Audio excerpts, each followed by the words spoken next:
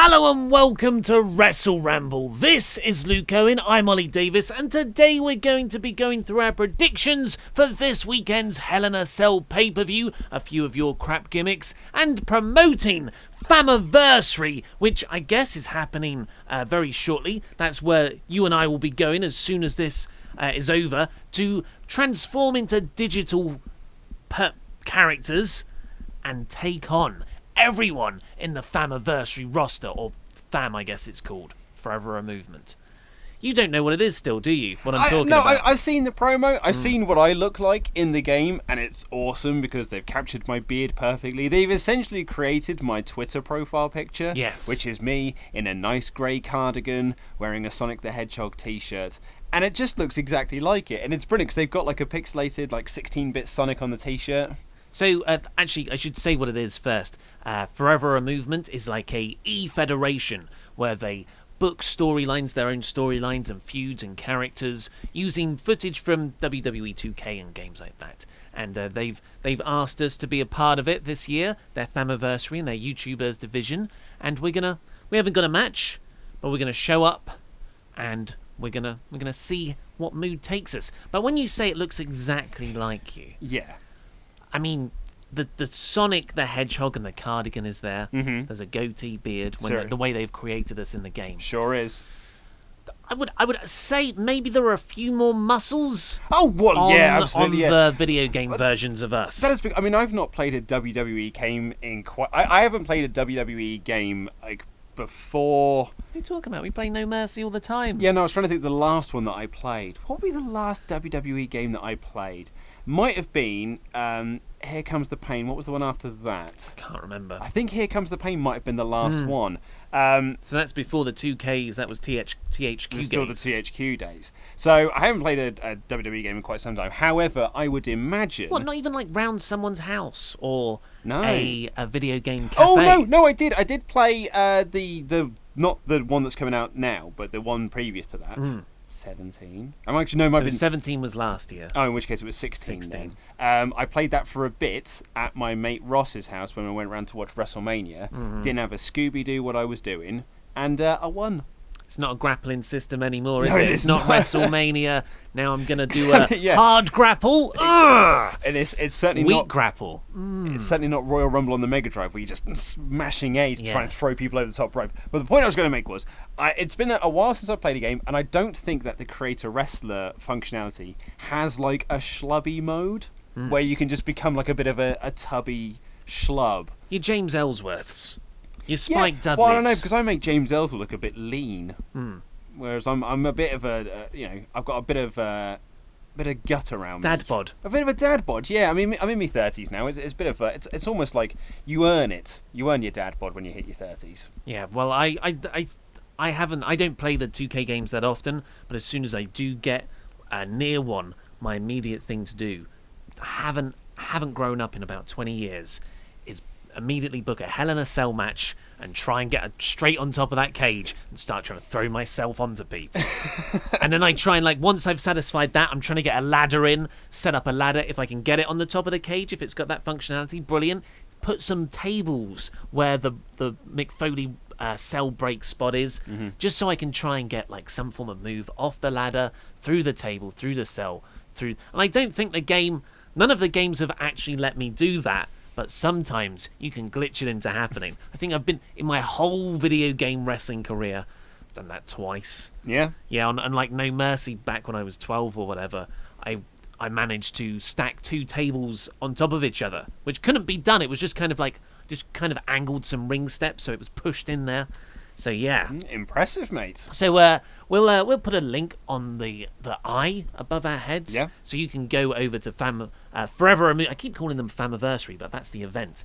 To go over to Forever a Movement, a YouTube page, and you can watch our debut. Also, happy birthday, Courtney Summers. Happy birthday. She's one of our longest running Patreons, which means she's clearly amazing and the best. And she's been a Patreon even back to the days when I didn't used to yell everything in the news. So around November last year, when we first set up Patreon. And she is a big Jimmy Havoc and a big Marty Skell fan. Which means she has good taste. She likes us and she likes the villain. Yeah, and Jimmy. And Jimmy. And that's why her Twitter handle is @VillainousHavoc. Excellent. Move the villain and Jimmy into one there. So we've got happy birthday. Yeah, happy birthday. We've got some crap gimmicks to celebrate your birthday. Crikey, Well, you shouted that so hard, you knocked my headphones out. Well, the crap gimmicks aren't actually to celebrate your birthday. They were in there regardless, but it's a segue. So Matt Taylor has been in touch. You haven't seen these. I've not seen these yet. No, I've been busy with the editing today, so I've not actually had a chance to do the running order for the WrestleRamble. So this is all down to you. It's all going to go tits up. I'm going to have the No Mercy or Backlash running order. But it's Backlash next, right? It's always Backlash next. It's always Backlash next. That's it's either Payback or Backlash next. Yeah. Because it's a reaction to the pay-per-view that's right now. And then there's the big four. So this is Matt Taylor now. A cyborg wrestler called simply WrestleBot 1000. WrestleBot 1000 has had his brain removed. Storyline, like how Matt Taylor points out that is a storyline aspect to his character. Just in case. Yeah, and replaced with a computer. At the beginning of every match, he could be seen sitting in his chair in a lab backstage, programmed for his next opponent. So I'm thinking, you've got to identify the weaknesses, and he adapts his style for that. His programming could be billed as an unbeatable strategy to gain a victory over said adversary. He wrestles a similar style to The Undertaker in the early 1990s, very slow and no selling his opponent's offense when they strike areas of his body replaced by machine parts. He would even have a metal arm, again in brackets. Storyline, that's a kayfabe thing. He's not going to have his brain removed nor a metal arm. It's a fake metal arm. His finisher would either be the claw or the bionic elbow / forearm. He would have a valet manager with him, who is the doctor that turned the WrestleBot 1000 from man to machine. This manager could carry a device to switch it off. To switch on the WrestleBot 1000 before the match and switch him off afterwards. Sorry, I referred to the WrestleBot 1000 as it, when it is still quite obviously a him. But that's a whole debate over AI, isn't it? The storyline. We were just watching that episode of The Next Generation about that. Yeah. Yes. The Measure of a Man. The Measure of a Man. One of the best Next Gen episodes ever. The storylines are too numerous to mention, but here's a few anyway. He rejects his programming, falls in love with a female performer, or even gets hacked by Russians and used to destroy America. This is a big budget gimmick. Once the WrestleBot 1000 has got himself into a position to challenge for the WWE title, Vince could give him the rub by bringing back Cyber Sunday as a pay-per-view for the title match to take place on. I feel like he started with Cyber Sunday. I feel like Matt Taylor started with Cyber Sunday and worked back the gimmick. And I appreciate that level of contrivedness. Yeah, and I actually really like that gimmick. Because I kind of picture it, especially if you've got the valet who's like this scientist guy who's creating, because I'm picturing him a bit like RoboCop, himself, yes. a WCW performer, helped Sting, and he it almost be his entrance. You know how like Goldberg's entrance was like it had the long walk through to the thing. It's like his opponent would come down to the ring, say it's like Mark Indy. Mark Indy's there, like warming himself up in the ring. The gimmick. And then it cuts backstage, and then he's like sat there in his chair with the scientist like typing in, and he types in the computer Mark Indy program, and then he goes, and then he gets up, and now he knows how to beat Mark Indy, and then does the slow walk down to the arena. Yeah, you show monitors flickering into life, and then an on switch going. Yeah. And then he slowly rises. In his metal arm, his kayfabe metal arm. Kayfabe. It's a kayfabe metal arm, and it's a kayfabe machine brain too. So yes, this has. I mean, you know the bit that got me the most. First off, the name. I like WrestleBot 1000. So you had me from there. Yep. But then it was when he said. But I thought it was crap, and this might be a problem. Because when he says, as a storyline potential, the WrestleBot 1000 rejects his programming to fall in love with a lady. You see, now the one I thought that is a lovely storyline. See, the one that grabbed me was being hacked by the Russians, because my thought was like, that's your heel turn. Yeah. You debut him as a babyface, and then the Russians get a hold of him, hack into his things, and then he's just like, he thinks that Russia's the best thing. He's an American, but thinks that Russia is the best. So it comes down to the Russian national anthem and stuff. Maybe he's in red. USA. His metal arm is now red, kayfabe.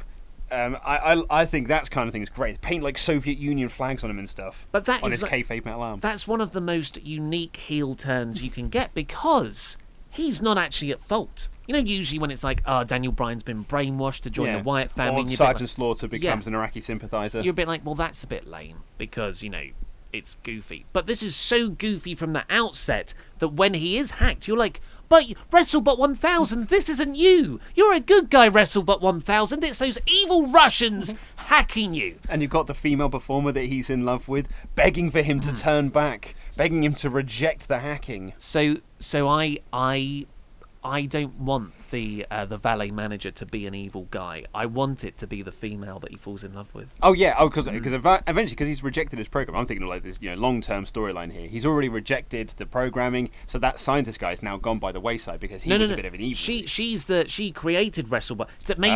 Maybe they were best friends before, and then WrestleBot 1000, whatever the guy's name is, had a bad accident, and they're always in love. But now he's got a heart of. He's a Tin Man. He hasn't got a heart. He has that scene in RoboCop when he goes back to his family home and walks around and just having like those flashback memories of his wife going like, "I've got to tell you something.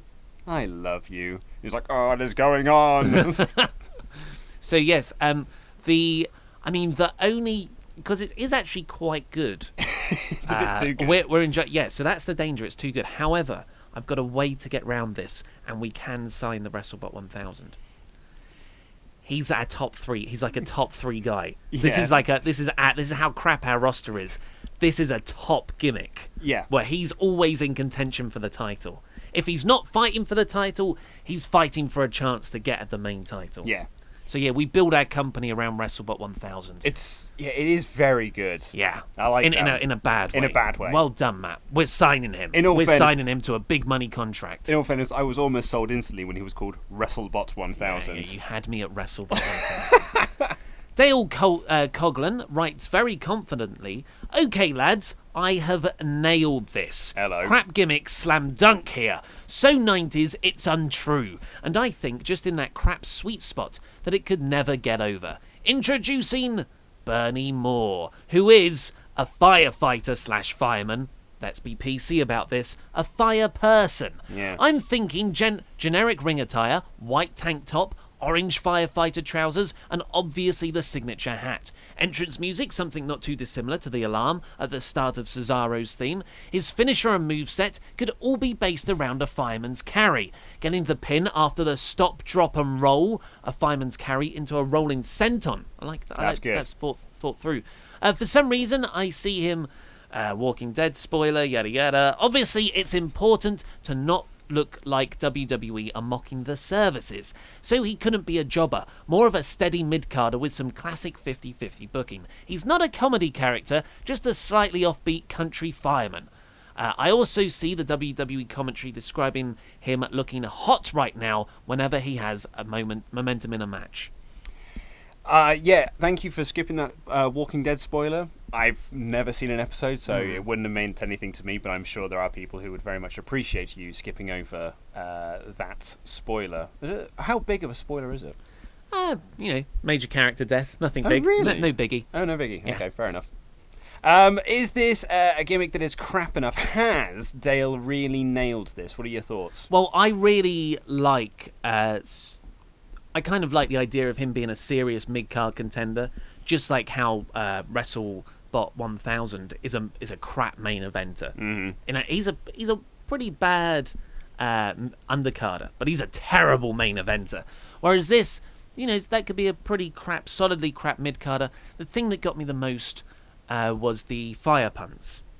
Yes, I think that could be really grating. I do love stop, drop, and roll as a finisher as well. A fireman's carry into a senton, a rolling senton. That's pretty clever, that. The commentary is going to be the biggest part in this getting under. Mm-hmm. Because they just have to... Booker T just fire puns every other move. Yeah. Michael Cole going, it's, straight fire, stealing Becky Lynch's thing. Yeah. Hot right now, as you've already said. Do you know what my least favourite Michael Coleism is at the moment? The one that really irks me? It is. No. It's boss time! That really irks me. It's the white... I'm a white guy, but that's the whitest thing. So I'm going to say... You know what? I've soured on it. No, I'm chucking I'm a sorry. big bucket of water over fire, man. Yeah, it didn't grab me enough. So I'm sorry, Dale, you did not nail this. Should we get into the Hell in a Cell predictions? Yes, we know what people want. You want to click a video thinking there's going to be Hell in a Cell predictions right off the bat, and then we're going to talk nonsense for 15 minutes and then get into the Hell in a Cell predictions. And even then, we're going to start right at the bottom of the card, so you have to wait right to the end before we talk about the main event. We know about retention rates. So, Hell in a Cell is going to kick off with a pre-show match between Chad Gable and Shelton Benjamin on one side versus the Hype Bros. Yeah, the splitting up Hype Bros. Potentially. That's what's been rumoured. That would be my prediction for this. This is where we're going to see the end of the Hype Bros. So I'm going to kick things off right here. I'm going for a Chad Gable, Shelton Benjamin win. Comfortable win in a pretty standard... match. Got emotional there. I did a little bit, just thinking about American Mojo Alpha so 2.0. Well, he is my favourite after all. And his best friend Zack Ryder's going to turn on him. Yeah. Oh, you think it's going to be a Ryder turn, do you? Well, that's certainly the way they were building it before they completely forgot about this storyline. So there's two ways this could go. The Hype Bros could break up. I am much more behind a Hype Bros heel turn. Yeah. SmackDown is lacking heel tag teams with the Colognes out. And it's lacking tag teams. Yeah. So you've got, let's just run through them. You've got American Alpha 2.0. You've got New Day, Usos, who have been carrying the division, and the Hype Bros. And the Ascension. And the Ascension. The one we always forget, the Ascension. the and the Fashion Ascension. Files. And the Fashion Police. So Ascension are now a joke. Mm-hmm. The Fashion Police are babyface. New Day are babyface. Hype Bros are currently babyface. American Alpha 2.0 babyface. And the Usos are so good, they're like tweeners now. So I think Hype Bro... You know, they had that segment backstage, and Mojo's just like, we need to do something drastic after their most recent 2-minute loss. Yeah. You're talking about the point where the storyline looked like it was going to go in a really interesting direction, and then they dropped it. Because Mojo's so hyped and goofy. When he goes serious, he actually seems like quite a captivating actor. And I was like, I didn't know I wanted to see a serious Mojo Rawley. But I do now, and Zack Ryder could just be a nice thing to package with him, and then you can use this to really elevate Mojo, because if he stays like that, I think he might have some serious future. But yes, you know what? But Gable and Benjamin seem to be getting the big push. My heart wants a heel Hype Bros win. I think that's a nice story, especially because it was around this time last year that they won the number one contenders match, but Zack Ryder got injured right off the end of it. They did, yeah. So it was around December, so a couple of months out. Let's not forget that Mojo is this year's Andre the Giant Memorial Battle Royal winner. It counts for so much. It really does give you those monster pushes. Yeah. My heart wants a heel Hype Bros. We can come back and revise stuff. I think so, yeah. Yeah. I'm going to go Gable. I'm Benjamin. sticking with American Alpha 2.0. Okay, we're going to put those down. Right, so also this is really the first clash, isn't it, in the October WrestleRamble war. So a lot's riding on this. We don't know what we're going to have the punishment as yet. My favourite thing so far that I've seen in the comments was if one of us loses, they have to cut a promo in the style of a crap gimmick. See, and now that we've got WrestleBot 1000s, yeah, I'm like, that's a great one to do it, because you can just do an Arnie impersonation, and that's always fun. But I am concerned that it won't be as dynamic and loads of overbearing shots as the Nia Jax one. No, you just have to do it like an old style, like early 1990s WWF promo, where you have like your logo in the background, and then you stand there with either Mean Gene, or you just stand there on your own, just shouting at the camera, telling you where the next town that we're going to be in. I tell you what it could be. It could be like you've got 5 minutes, and you've got to just filibuster it out. And you're not allowed to have any notes. You can't stop. It's got to be 5 minutes of unbroken. Yep. That could work. That seems more like a tiebreak. Okay, so we're into the main. Like a lot of work. We're into the main card now. What? A Nia Jax wasn't a lot of work. Look, it looked far too. Took me essentially 3 days to make that. It was funny. So the main Hell in a Cell card now. On WWE.com's order of things, next up is the return of the Fashion Files, a segment that was bumped from Tuesday's episode of SmackDown to much annoyance. I was going to say, you weren't that upset about it, were you? I was okay. Just needed a title. And, so this is, what is it, Fashion Files Series 2? Yeah, there's the Fashion Files The Return, I believe they're calling it. And because the last one was ended on, that's the end of the season. Yeah. So second season, I guess. PW Insider have reported it will have a Pulp Fiction twinge to it. It'll be the second time that WWE have done a Pulp Fiction parody. The first with Eddie Guerrero and Booker T when they were doing WrestleMania Goes Hollywood. And they did what a great series of promos. And they did a whole series of them. They did Kurt Angle and Christy Hemme doing When Harry Met Sally. I always remember JBL and Cena doing a You Can't Handle the Truth. Yeah, totally. But I like the Angle Christy Hemme one because it's not like while she's shouting yes, yes, yes, he's going tap, tap, tap. And that was back when, promos were fun. Everything was so much fun back then. And you had Triple H doing Braveheart, which was made all the better by Ric Flair. Like, just dragging his horse, just going, woo! Oh, it's so funny. We're having a bit of a binge after this. We're having a YouTube binge of those promos. So, what do you think? Should we do predictions of what we think the Fashion Files return will have? Absolutely. So, I mean, I think that this is actually when I went first last time, so really you should be going first. But okay, so I'm going to say, I don't think, if you unveil the attacker now, it's just, there's been no build. It's been 3 weeks or 4 weeks of not having any Fashion Files, and then you come back and you unveil who it is. I guess that's what they did with Lost and South Park Series 1, with who... Who is Eric Cartman's father? Yeah. So maybe it will just be a Terrence and Phillip bottle episode. That's an obscure reference. So I'm going to say they don't reveal their attackers. Maybe that will be a Survivor Series payoff. That's my prediction. They don't reveal their attackers.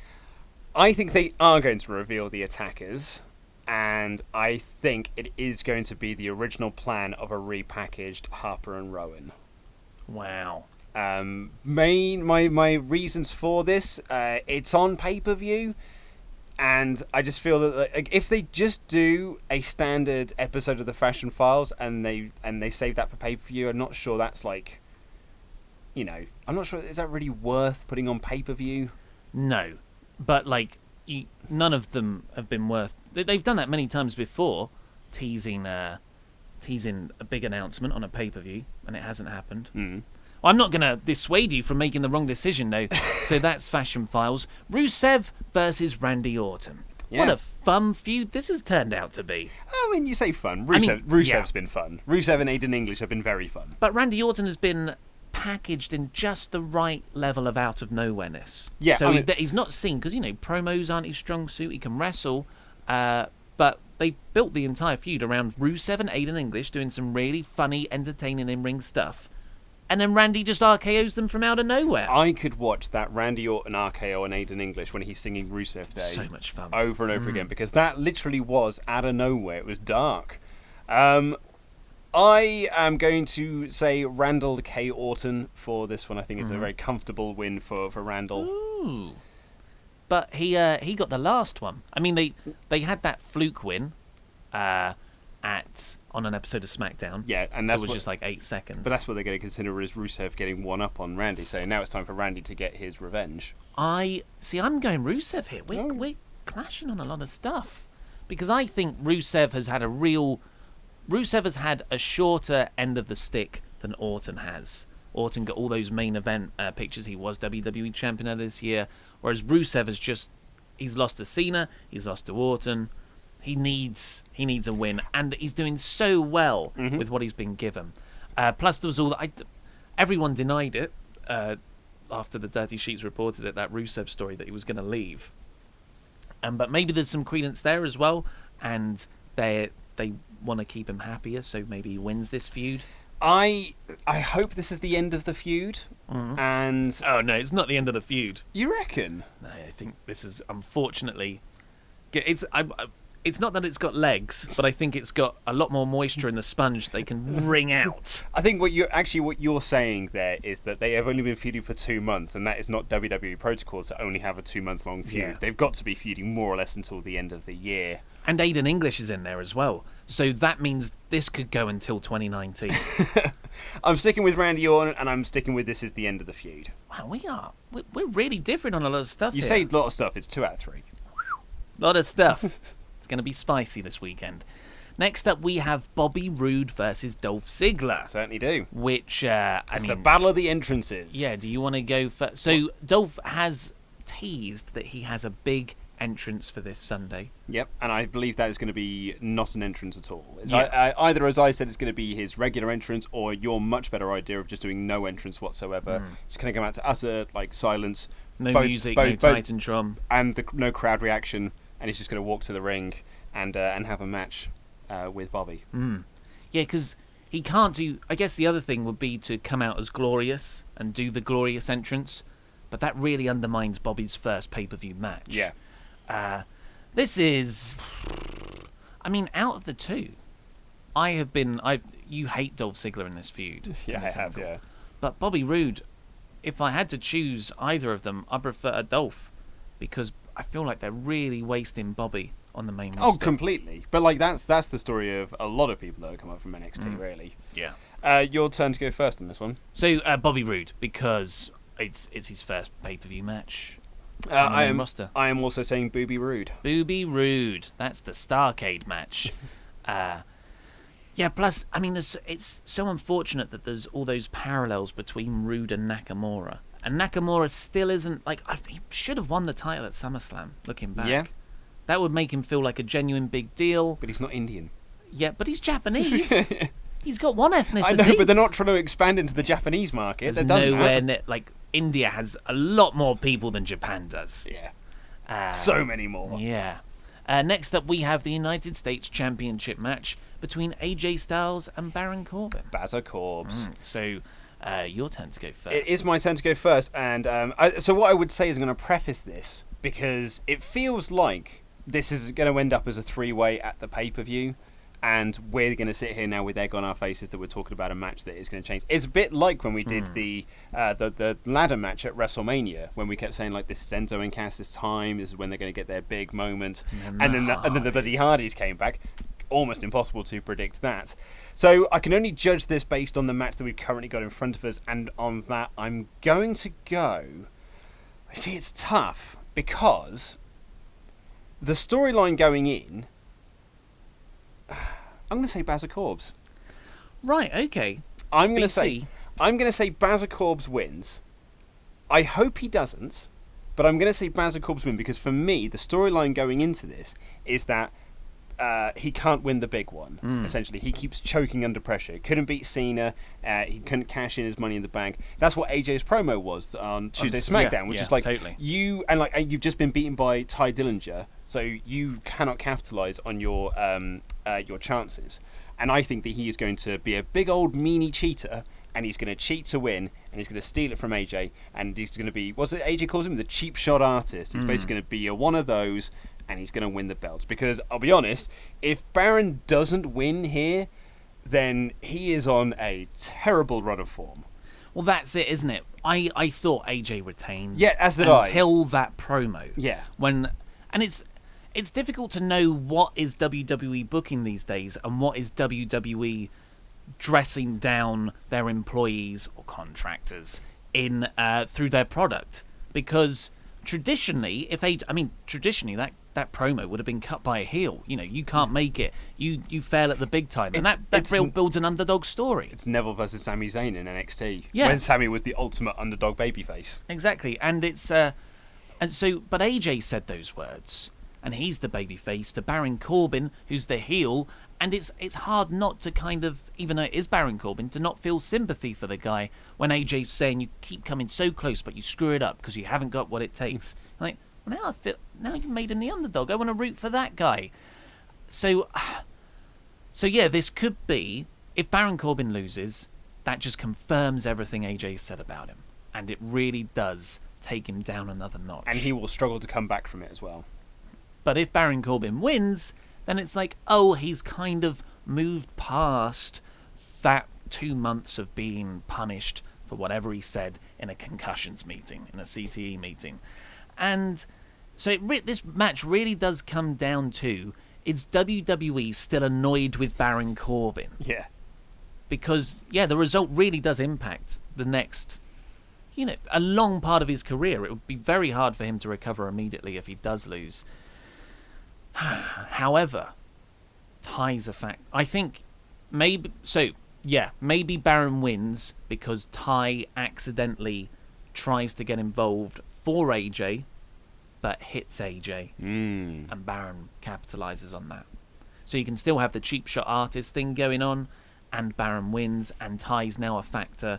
You can have a nice 3-way at Survivor Series. I'm going to go for Corbin. You're going to go Baron Corbin. I'm going to go Corbin. I was actually going to say that I think that we are essentially going to be going down the line to a Baron Corbin Ty feud, but with AJ in the mix as well. Well, AJ really should be in the main event mix. Well, he should be, but that. But you say the main event mix. I feel that this is sort of the main event mix because the main title has been treated like the mid card title for quite some time now. No, the main title is it's McMahon. Is like the European title right now, and then the United States is your Intercontinental belt, and then you've got the McMahon title, which is the right to face a McMahon. Yeah. Good luck, Kevin Owens. Next up, we have SmackDown Tag Team Championships defended inside Hell in a Cell. This is our first titular match between the New Day, who are current champions, versus the Usos. I'm very interested to see where you go on this one. Yeah, I didn't really think a great deal about some of these before I came in. So, because it's me going first. So obviously, this has been a terrific feud. And it wasn't always great. I think people are going to look back and go, this was a flawless feud based on their SummerSlam pre-show match and the match before then and the street fight, the street fight on SmackDown and the rap battle. But really, there was a lot of weeks of filler in there before August where it was just Uso versus New Day member, Uso versus New Day member, and all the various combinations. And then there was a really screwy finish back at Money in the Bank or somewhere. I can't remember which one it was. So it's not been a perfect feud, but it has, in the last month and a half, been one of WWE's best feuds. And the match quality is just sublime. It's almost like, I don't really care. Like all the other ones, I'm quite curious about the winner. This one, I just want to see the match. Yeah, I'm really excited. Can I do the prediction of, this is going to be a great match? This is going to be match of the night. Yeah. Or never rule out Owens. Owens can put on a hell of a hardcore match. Mm-hmm. So... yes, I am going to say the Usos retain. You mean New Day, because Usos... I'm going to say the Usos win. Don't jump down my throat there, man. I was going to finish off my sentence. Retain and win their retention. Yes. Yeah, that's what I meant. You're jumping in again. The Usos are going to retain if they never lost the belt at SummerSlam and win. Yeah. That's what I was going to say. Okay. The Usos win. Okay. It's a shorter summary of that. Interestingly enough, I'm also going Usos on this one. Usos. And the reason why is because I was trying to think, I was thinking about this on the way to work today. I was thinking about, if whoever wins, who are they going on to face next? And we just kind of ran through the teams there. Yeah. So really, the only team that could be a viable challenger would be Gable and Benjamin, because the Fashion Files are going to be, or the Fashion Police are going to be stuck in their own little thing over here, hopefully with Eric Rowan and Luke Harper. That's at least a little prediction from me. I don't know where the New Day go after this, because they've got no one to feud with now, unless they feud with the Ascension, I guess, or the newly heel Hype Bros in your thing. So I think I think that the Usos are going to go on to face Gable and Jordan next. Is that right? Yeah, Gable and Jordan was the old. That was American Alpha. That was the old one. Gable and Benjamin. Sorry. So I'm going to go with Usos. It's weird, isn't it? Because if you said, I don't know who they're going to go on to next, because usually you will want that scenario to be, there have been so many well built up tag teams that this feud could go anywhere. I'm excited about all the directions. New Day against the heel Hype Bros, or a really well built up American Alpha Beta against the Usos, the Fashion Files, or Eric Rowan and Luke Harper, but it's not. It's just that SmackDown have only built 2 teams. They feuded exclusively with each other for 4 months. This is now the last one of that, and they haven't done any groundwork on SmackDown to start building up a number 1 contender. No. There's been no tag team tournament. There's been no prominently featured teams. Everyone's been flattened out to the same level. So, yeah, I mean, isn't that WWE in a nutshell, though? Isn't it just? Got a great feud going on to the detriment of everything else on the show. But yes, that was essentially my thinking. But if the Hype Bros do turn heel together, a New Day feud, a New Day retain, and you have that feud, that could also work. But yeah, we've both gone for the Usos. Next up, we have Charlotte Flair versus Natalya. Indeed we do. And so the rumour and scuttlebutt, the rumour and innuendo, as another podcast might say, is that Charlotte is going to be winning the championship very soon because Natalya is somewhat of a transitional champion. Charlotte is going to be going on to WrestleMania as SmackDown Live Women's Champion, where she will face Ronda Rousey. That's the report. Report. That's one report. Yeah. So, are they going to put the belt on Charlotte now, or are they going to wait? If that is the direction that they're heading, I think that we're going to see a Natalya retention here.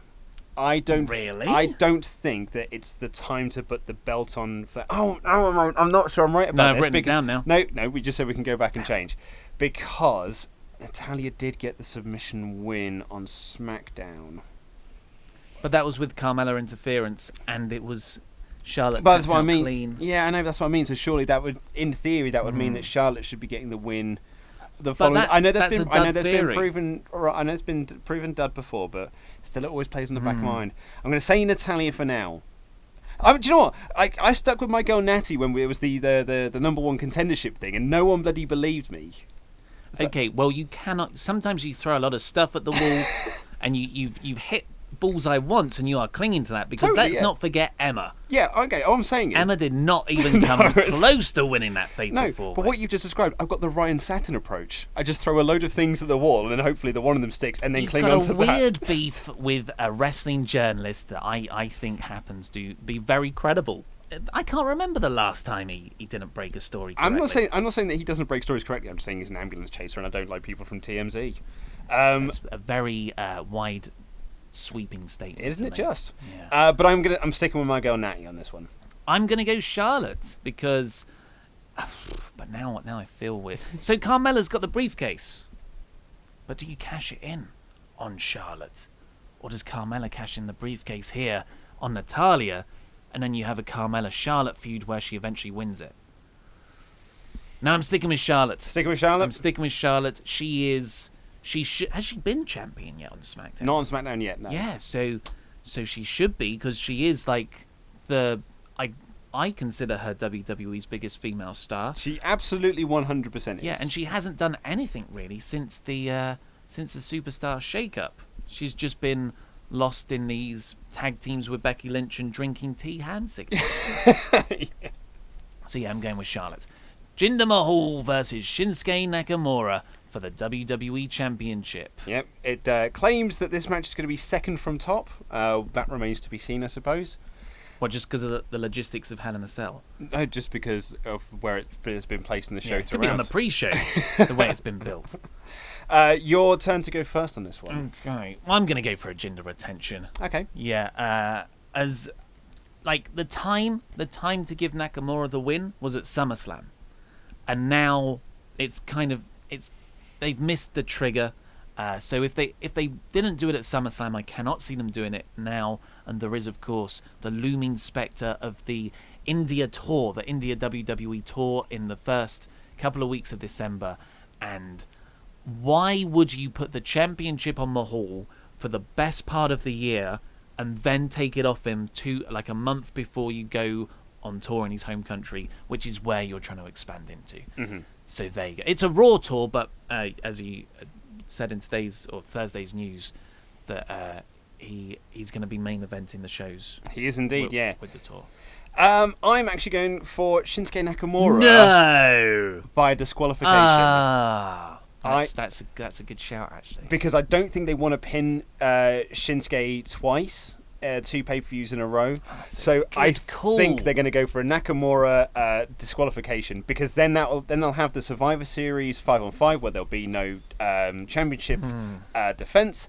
Then you can go do the tour in India. Then you've got the December pay-per-view where I think they'll do like a cage match where there's going to be Backlash, where there's going to be no interference from the Singh brothers. There's no chance for a disqualification. It's essentially going to be like a Daniel Bryan comes out and says like, you've used every trick under the sun to keep that title on you. So in December's pay-per-view at Backlash, you're going to be inside that cell against this man. We've done our tour of India. We're getting off you immediately. As soon as we possibly can. Come back, Cena. Okay, well that's a very good shout. I'm gonna stick to my Jinder guns, just because he has got some guns. He's got serious guns. The main event, possibly it's got to be, is Shane McMahon versus Kevin Owens for the Shane McMahon Championship inside Hell in a Cell. It has to be the main event of the show. Sorry, I missed the stipulation there. It's a Hell in a Cell. Falls count anywhere. Yes. No disqualification. Hardcore match. Absolutely, very vital that you got to have the falls counts anywhere stipulation on there. Do you think they're going to pin him on the top of the cell then? No, I think that they're going to. Although I know you went first last time, so I think Shane's winning here. And interesting. I think they're going to redo the Mick Foley Hell in a Cell 1998 spots. I think that. Owens is going to be dragging Shane up on top of the cell. They're both going to end up on top of the cell, and Owens is going to be, because he said it on SmackDown, I'm going to throw you off there. And as you said on the Ramble on Wednesday, he's going to reverse it, and I think he's going to throw Kevin up, and then he's going to pin him when he's lying on the table or whatever.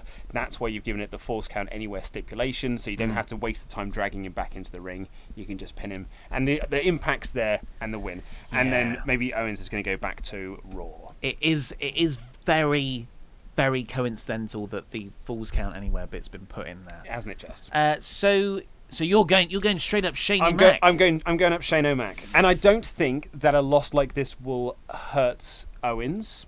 He's in a huge match with what the company seem to think is their top star on SmackDown, so he's got going to Raw soon. So he's got the big rub of that, and he's going to take a huge spectacular bump. A bump that will be shown in replay packages, replay packages for years to come. So yeah, I think it's Kevin will be fine coming out of this, and then he can go back to Raw, realign himself with Steph, and get right back up into that top mix again. Yeah, that's kind of what I'm thinking as well. And it was all, as soon as he said that in the promo, Kevin Owens, I'm going to throw you. You're not going to jump off the cell. I'm going to throw you off the cell. I was like, well, that's a great foreshadowing. You know, you can say it's predictable. I think that's very good storytelling for when it happens. Absolutely, I completely agree with you. So but then Shane doesn't get to do a thing, and Shane's got to do a thing. He did do a thing. He threw him off.